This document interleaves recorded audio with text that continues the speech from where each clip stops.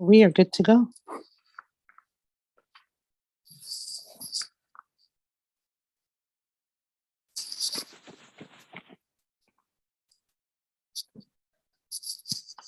Good evening, everyone. Welcome to the Board of Education Curriculum and Policy Committee Joint Special Meeting this evening. Today is Monday, March 20th. Time is now 5:35. And with me this evening, I have Colin Hostin, Erica De Palma, Janine Randolph, Mary Ellen Flaherty Ludwig, and I believe that's everybody, and myself.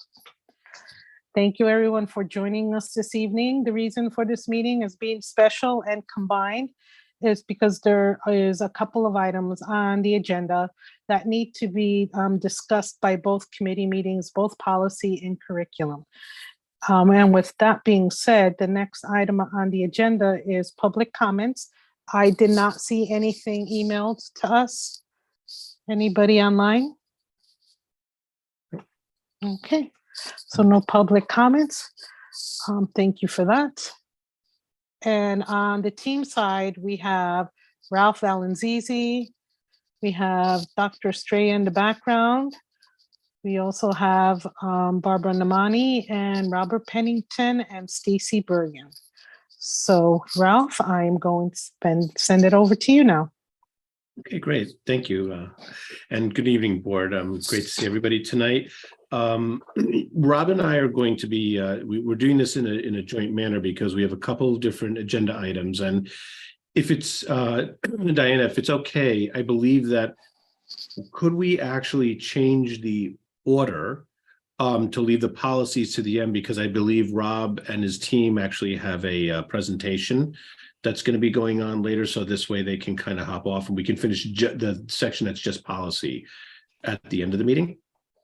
I am fine with that motion to change the agenda, to move items D and E to the top of the agenda. Motions. Thank you, Colin. Seconded by Janine. Thank you. Great. Thanks. So I mean, Rob, I guess either one of us can kind of kick this off, but really what we wanted to do tonight was to share some changes to, it happens to be a change in policy, as well as it affects our program of studies and some modifications that we need to make there. So let me share my screen real quick.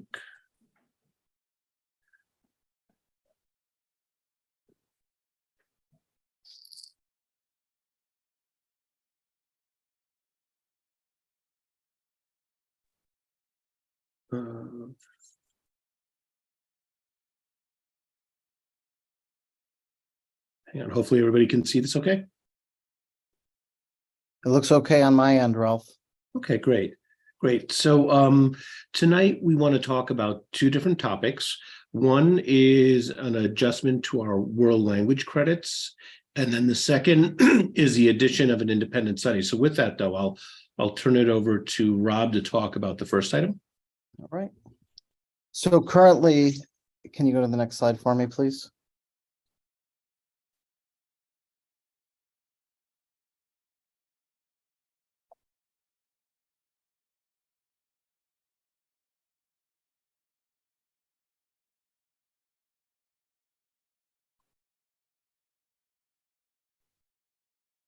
Keep going, Rob, or? Yeah, can you go to the next slide? It's still on the first slide. Oh, it's not on mine. Do you want me to share for this portion, Ralph? Let me just try one more time. Okay. Yeah.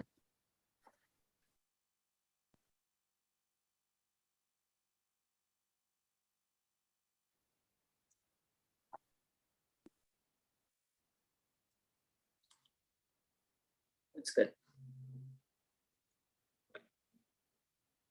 Are you seeing the first slide, or? I see the curriculum policy joint meeting slide. First slide. That's all. There it is. Okay, I don't know what's going on with my computer, but is this the second slide, Rob, or? It is. Okay. So this is our current program of study, and we brought this to the board a couple of months ago. And if you were to look, you can see under the humanities component, it says 11 credits. If you look under world languages, it says 3 credits for world languages. So the state has a 1 credit requirement for world language. And I know that Norwalk switched to 3 credits a few years ago. And part of the decision was based on colleges and looking at what colleges were looking for in students. So we went through, if you can go to the next component, Ralph, thank you. And out of 211 colleges, 171 of them are looking for 2 world language requirements. There are a couple of universities, we have 40 that are requiring more than 2 years. And I put the link to the site that we pulled this information from. They actually run a new updated request every September so that we can see what universities are looking for. We also wanted to look into what our Ivy League schools are looking for. And out of the Ivy League schools, only 2 of them are looking for more than 2 years of credit. Some of them they have recommended, but there are no like actual requirements. We then went and said, what are the surrounding towns around us looking for in terms of requirements? So you can see, based on the surrounding towns, there are a couple of them, there's 4, that are looking at 2 years of world language requirements, and the rest are following the state policy of 1 year. And so as we started talking, we look at this theory of action, if you can go to the next one, Ralph, that if we reduce our world language requirement from 3 credits to 2 credits, it allows students the flexibility to take more pathway courses. We really want to be able to give our students the opportunity to take more courses in different areas that they are passionate about. If they are passionate about world language, we want them to continue with the world language. It's not saying students cannot take more than 2 years, but to make it as a graduation requirement, we wanted to reduce it from 3 to 2. So if you go to the next slide, you can see this would change our humanities credits from 11 to 10 and the world language requirement from 3 to 2. And it allows more flexibility for our students to take courses of their interest. Any questions around the world language component? So, Rob, it's Erica. Just to make sure I understood you correctly, if you're increasing the humanities requirements, will they have room in their schedule to continue to take 3 world language credits? If now they have to also take an extra humanities credit, or does one also count as the other? No, they fall into the same bucket. We actually went from 11. World language falls under the humanity bucket. And Okay. we went from 11 to 10. So it actually provides more flexibility in schedules. And there are a lot of students who will continue to take languages for 3 years and 4 years. I want to make sure that people, like, that's an important piece, because some are really interested in continuing with those credits. An example would be is if you're in the IB program, you're actually taking 4 years of a language. You have to take the IB Spanish course if you're moving on, or whatever program you're in. Got it. Thank you for clarifying.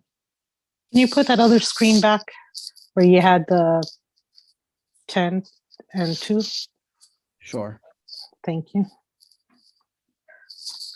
So what if a child is doing a pathways, but also did their 2, but then realized that they had to have 3 for school? Say they ended up going to Brown or Columbia or one of those. Will they still have a way to get that in? Absolutely. And I think that that's really the most important piece in talking with our high school principals, is that there is flexibility for students to take 3-4 years if they're really interested in that. So we will, with our counselors, they will still be talking with students about the opportunities that they have. And if they're really interested and want to continue to take 3 years or 4 years of a language, this isn't going to stop them from doing this. I just think that calling it a graduation requirement, I think, as the state has a 1 credit requirement, we're still above what the state is requiring. And it does provide our students that opportunity to take other courses as well. But it won't affect one against the other, like a pathway against the world language. It will not. It won't. If a student really wants to take it, it's not going to impact. They're going to have that opportunity. Rob, just ask you to clarify, this will not change the number of credits required to graduate. It just gives them more flexibility in reaching that number of courses to graduate. It gives us, the state requirement is 25 credits to graduate. So it would be the 25 credits that you need to graduate. Okay, so that remains the same. It's just what discipline you're going to take the credits in. With the capstone, we were at 26 credits. So the state requirement is 25. This will give us it will be 25 with the capstone. Okay, that's good. Thank you.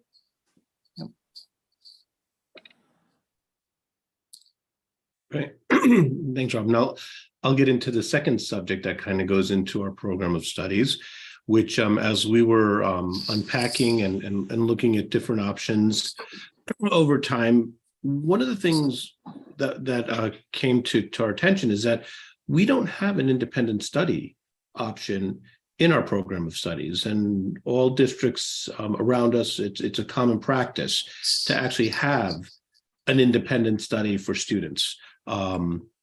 So what we wanted to do was, first of all, explain, some of the reasons why we want to be able to have an independent study.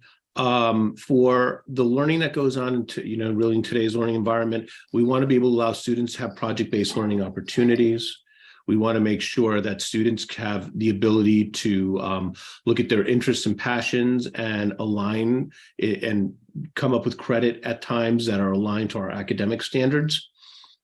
We want to support our future ready skills, such as creativity, critical thinking, collaboration, all of the other skills that we talk about with our future ready learners. And we also want to make sure that we create opportunities for students to become responsible for their own learning. And this once again ties right in line with as we build out IB programs and build out other types of thematic based programs for our students, we want them to have the ability to kind of follow their passions when they get to high school. So I'm actually gonna reorganize the way my slides were here, but I do want to kind of talk a little bit about some of the criteria that we know we're going to put in place for the independent study. We would like to have the potential for grades 11 and 12 students to be able to earn 1 credit per year of an independent study. The grades will actually be included as part of their overall GPA. There will be a district standard proposal form. So if a student would like to be able to approach developing an independent study, they will actually have to complete a proposal that then will be reviewed by central office in order to know whether or not it would be acceptable as a proposal to move forward. And once again, a district committee will actually look at that, as well as then award the credit at the end of that time frame of the proposal. So these would be done basically twice a year. There'd be the option to be able to do it at before the beginning of the first semester and the second semester, depending on the amount of credit that would be bearing on it. So I did, as I share out this presentation to you, the little links in there you'll be able to kind of go and take a look at what Westport, Stanford, Fairfield, and others use for their independent study language. And going back, I just want to kind of show you potentially what this could look like in our program of studies. So I use Norwalk High School as an example. We want to be able to offer students the ability to explore different subjects. We want them to be able to design their own type of study plan. They would actually work with a faculty sponsor. The schools would support the program that promotes personalized learning and student responsibility, as we mentioned earlier. Students need to get a proposal form. They need to be able to complete this and submit it to a committee. And then it can be given as either pass fail, or it can also be given for grade credit. We would have to determine that as well. But it could be averaged into their GPA, as we mentioned earlier. Students can earn 1 credit per year in this process. So this is one example of one way that it would be worded in our handbook. Another example would be right here, which is very, very similar, but just kind of gives you an idea. Both of these examples are based off of neighboring districts rewording their words of independent studies. And then, like I said, if you want to see some of those links, they're available in the presentation. But tonight, what we wanted to propose was the idea of actually placing an independent study option into the program of studies that will follow the criteria that we just mentioned just a moment ago, which is that for grades 11 and 12, 1 credit per year, that the grades will actually be considered part of their GPA. There is a standardized process for the whole district. So it would not be any different between a student wanting to take an independent study at any one of our 4 schools. And the proposals would actually have to be approved by a district committee so that we know that they align to the standards and that we adhere to, as well as the awarding of credit would actually have to go to that committee as well. And I think that was pretty much it on the independent study. If anybody has any questions. Our independent, oh, sorry, go ahead. Oh, thank you, Erica. Is that Ralph speaking? Yes. To Ralph? Just a couple questions in here. Could it occur in one semester? Could they get 1 credit if they did their work in 1 semester, or do they have to do the work for the whole year? And second part of my question is it going to be the student's option, I'd like to take this pass fail, or I'd like to take it for a grade? So the idea is if it's taken for a grade, it would actually be averaged into the GPA. We do feel like the option for pass fail is something that could be an option there. We can just say that would not be something that we'd want to have in place. But it definitely, we want to make sure that it's not only the option of a pass fail, if that makes sense. So that is the student could opt one or the other. Yeah, I mean, I think there's definitely the ability to be able to do that. And like I said, this is really our first venture, making sure that we standardize this within the district. The second question that you had really would depend on the proposal. So because this is really focused around project-based learning, there may be some, like I said, it's a question of the committee to be able to look at the work that's being done, what credit should be awarded. Should it be 0.5? Should it be 1.0? But that would be based on the work that's being done and also the alignment to standards. So this does, once again, it gives students a little bit of the ability to be able to move that forward. The one thing that we will design as a district is a more standardized proposal form for this that we'd be happy to present. But what I think the key piece is just for the program of studies is, since we are actually adjusting the world language credit with the program of studies, we'd like to adjust it to know that we can actually put an independent study option into the program of studies as well. And then we'll be able to share the standardized proposal form, which will include all of the focus areas that you're really talking about, like, what credit's going to be offered, what standards does it align to, who's going to be overseeing this, and so forth. Thank you.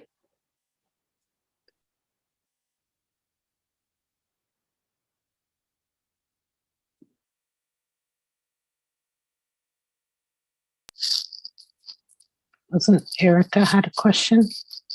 I did. Can it be taken, well, is the intention that it's taken in school during school hours, or can it be taken at home or at school? Yeah, I think the idea with this is that it could be either or. It could be done in the study hall. What we want to be careful is that we don't actually then overburden of student taking a bunch of additional credits. The goal of this is not to be able to, in a sense, I use this as an example, graduate early to be able to take those additional credits. But there may be a case where there's a student that needs a 0.5 credit that is needed outside of their regular school area, and it's a passion project that would make sense, especially depending on the project itself of what they're working on. So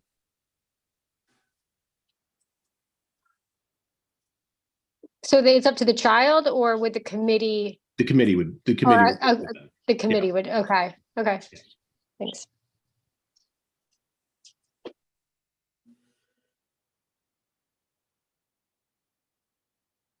Yeah. So in most cases, just so you know, in most districts, the way that it does work is these are questions that always kind of come up. How do you kind of arrange this? But once again, it comes down to the format of the form, the proposal, and how the committee deems that it actually makes sense to be able to push this forward.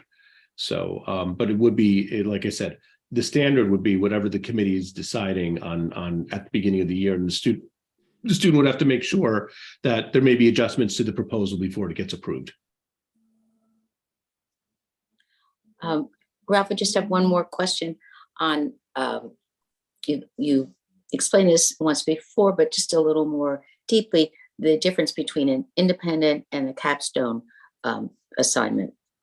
So actually, this is, yeah, so one of the questions, we still have our capstone requirement, which is also something that can be done. In a sense, the structure is a little bit similar to a capstone, but this can be done at different, like I said, for different students that have different passions around an area that may not just be that capstone environment.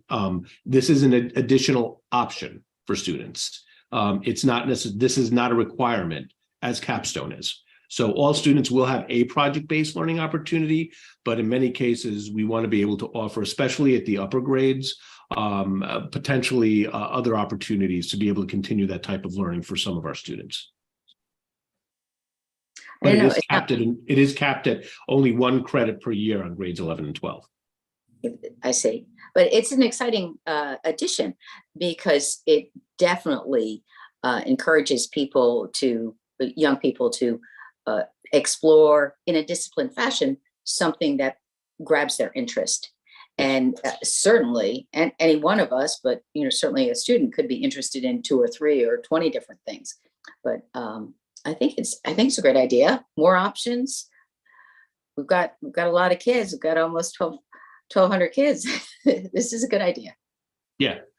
And like I said, this will once again just be a small option as we move forward. We want to take it slowly, but the key piece for us right now is just making sure that we have the language for an independent study in the program of studies. And then the follow-up with that will be actually, at the school level of developing the proposal form so that we have that standardization and a district-wide committee to be able to approve those options. I see.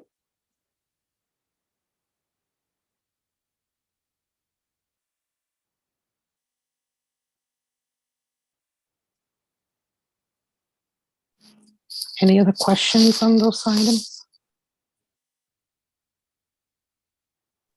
None for me.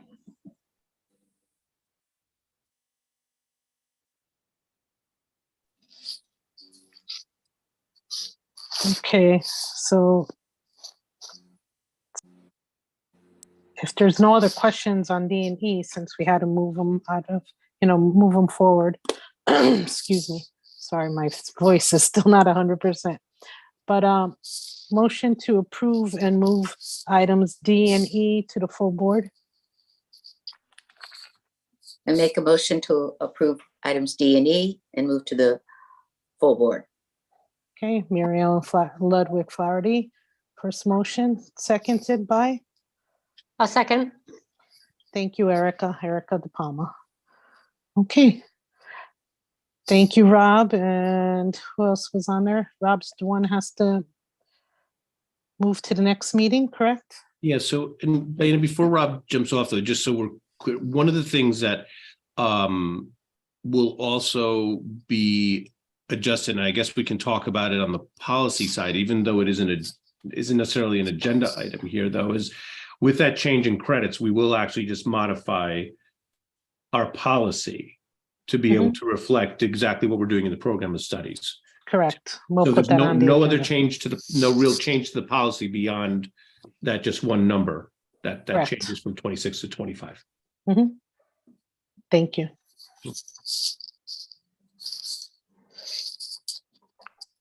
All right, so moving up to item A,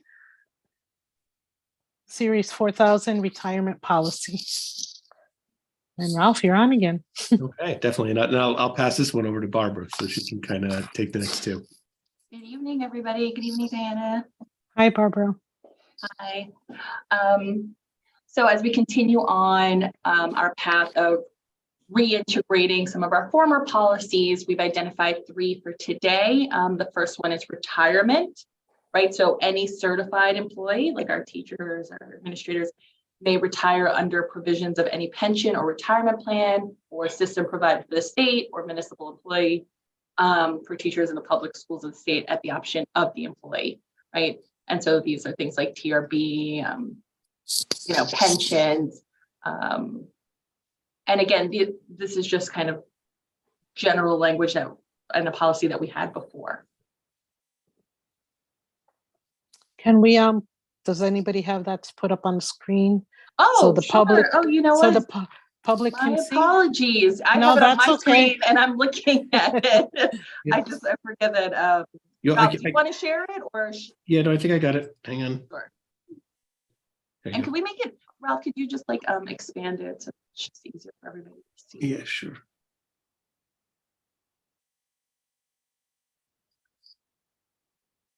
Is that better? Yes. Much better. And like before, there were no changes made to this. We are just updating and revisiting our old policy, correct? Exactly.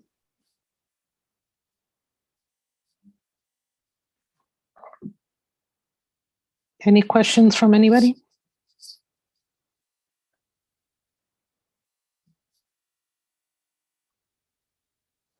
Okay, Barbara, you can move on to the next, please. Our earlier 2 policies were very exciting. So these are a little bit more tame for today. Our next policy, and Ralph, so this is our short-term leave policy. And essentially it allows sometimes for leaves to be taken that essentially wouldn't be deducted from sick leave or personal. So there is an attached regulation to this. And just to kind of briefly outline, again, this was a former policy that we want to bring back. Some of the short-term leaves that were discussed in the attached regulation, which it references, were personal injury, right? If you're injured while here at school, bereavement, school business, school visitations, of course, at the discretion of our superintendent. And so, Ralph, I think what was a little bit problematic is we've included this policy, but we haven't included the regulation that it previously utilized. Oh, It has legal process. So for instance, if somebody gets subpoenaed to appear in court, or there is a court order, and let's say it's not their own personal case, so these are all leaves that can be submitted that don't get removed that don't get withdrawn from somebody's accrual pay. Religious holidays, so for high holy days. And ultimately, this has been still in effect. We've still kept this practice, but we wanted to re-implement this short-term leave policy and the regulation. Right, because if the members remember, we had adopted the Shipman and Goodman policies because of Connecticut statutes, so that we would be in regulation. And right now we're just bringing back our old policies to replace those. So we're not making any big changes. No, this is the identical language as it was Mhm. before, still, while not physically in effect, like on our policy website, we still had kept this practice going. And so it's important to bring this back. Right. One of the other areas was like armed forces, physical examinations, right? These are all leaves that if they had provided proof for, then ultimately they're not going to be withdrawn from someone's accruals. Mhm. And Barbara, I can share out you want me to share out the regulations themselves? Yes, please. I think it's important for the committee to see what these regulations that were referenced, what it would include.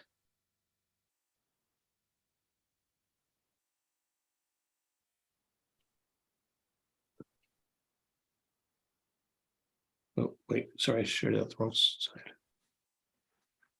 If you'd like, we can take a second and we can move on to military leave, Ralph, and we can circle back to this. Well, actually, here, let me just. Unless you already found it, I don't want to. Yeah, no, I'm just trying to make sure I'm doing the. You guys should be seeing it now. There we go. Excellent.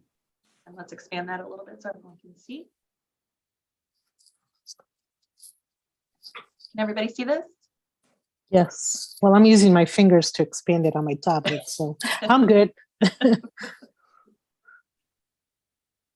I always make the mistake of like, I have, my font on the smaller side. And so whenever I share my screen, I have to remember, like, make it bigger so people can see.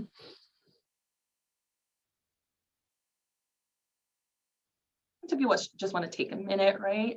And we have the personal injury, the bereavement, of course. And again, like some of this says, in accordance with the employees' collective bargaining agreement, because different unions in their collective bargaining agreements outline leaves for Different things. bereavement, right? How many days, which family members it applies to.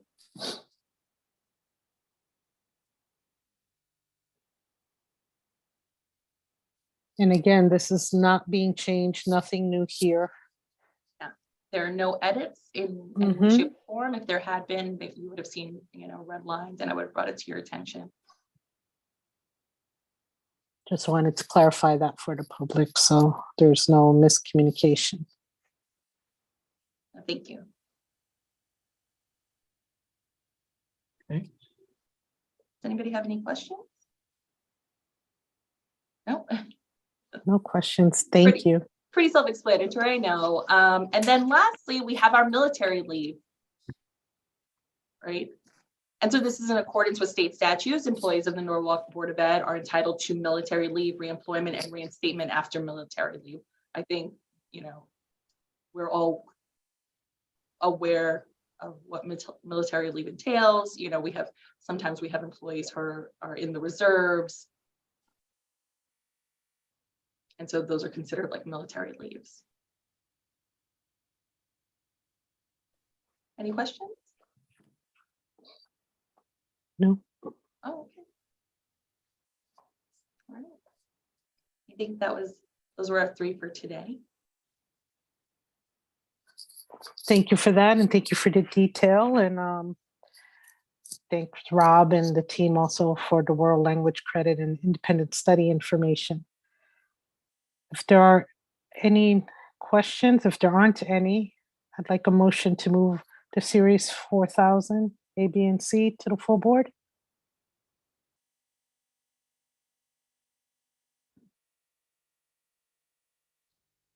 I think that's Mary Ellen. I think you're mute. I can't. So I make a motion to move to the 4. Thank you, Mary Ellen. Seconded by? Second. Thank you, Janine. Okay, so all in favor, say aye. Raise hands. Aye. All righty, thank you. Is that unanimous? I can't see everybody.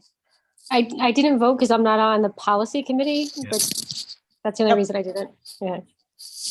Thank you. All right, so good to go. Thank you so much, everyone. I know that some people are running to other meetings this evening. I wanted to thank everybody for taking the time especially during this very, very busy budget season. And thank you.